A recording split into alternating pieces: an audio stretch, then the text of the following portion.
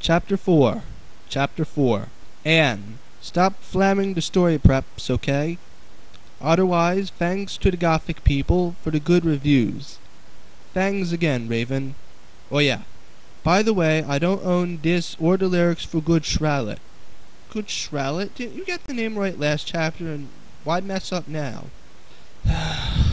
On the night of the concert, I put on my black lace-up boots with high heels.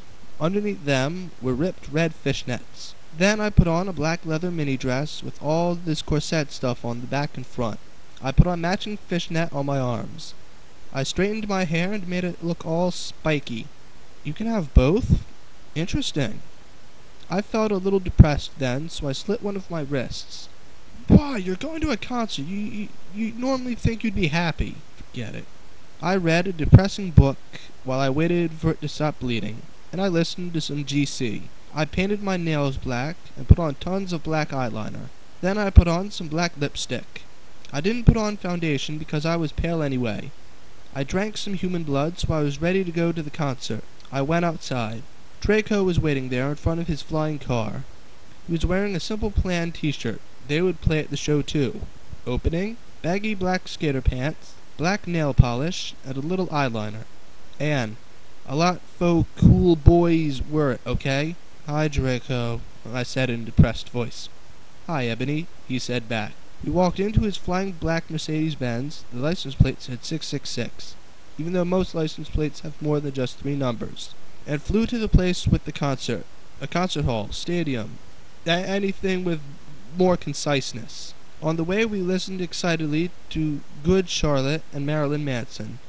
We both smoked cigarettes and drugs. Oh, marijuana. When we got there, we both hopped out of the car. We went to the mosh pit at the front of the stage and jumped up and down as we listened to Good Charlotte. No, I'm not reading these lyrics. You can read them if you're following along. I don't own the lyrics to that song. Of course you don't. They did 'em better than you did. Joel is so fucking hot, I said to Draco, pointing to him as he sung, filling the club with his amazing voice. Suddenly Draco looked sad. What's wrong? I asked as we moshed to the music. Then I caught on. Hey, it's okay. I don't like him better than you, I said. Really? Asked Draco sensitively, and he put his arm around me all protective. Even though you'd think it'd be the other way around. Really, I said. Besides, I don't even know Joel, and he's going out with Hillary fucking Duff. I fucking hate that bitch, I said disgustedly, thinking of her ugly blonde face, and how she got the music person instead of her. Haha.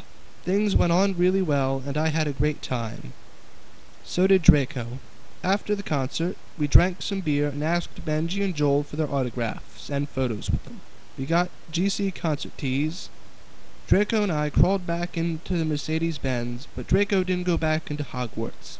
Instead he drove the car into, unnecessarily dramatic pause, the Forbidden Forest, which is close enough to Hogwarts when you really think about it anyway. Maybe this is where he keeps it and they would walk. Chapter 5. Chapter 5. Anne, I said stop flamming, okay? Ebony's name is Anobi. Anobi? Just said it right 3 words ago. Not Mary Sue, okay? Draco is so in love with her that he is acting different. They knew each other before, okay? Draco! I shouted. What the fuck do you think you're doing? Draco didn't answer, but he stopped the flying car and he walked out of it. I walked out of it too, curiously. What the fucking hell? I asked angrily. Ebony, he asked. What? I snapped. Draco leaned in extra close, and I looked into his gothic red eyes. He was wearing colored contacts, even though you'd think green would be evil enough to most medievalish kind of people, which revealed so much depressing sorrow and evilness. And then suddenly I didn't feel mad anymore. And then, unnecessarily dramatic pause, suddenly just as Draco kissed me passionately. Okay, this doesn't make any sense. Draco climbed on top of me, and we started to make out keenly against a tree. That's a new one. He took of my top, and I took of his clothes. I even took of my bra, which is part of your clothes. And then he put his thingy into my you-know-what, and we did it for the first time. Okay, I'm gonna skip her orgasming.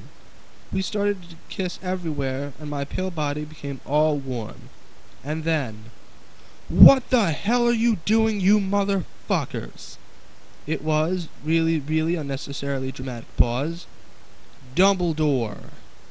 Now, I'd like to take a minute to say that in the end for chapter 6, the author says that he had a headache, even though they should have put something about that in chapter 5. Now, I'm done here.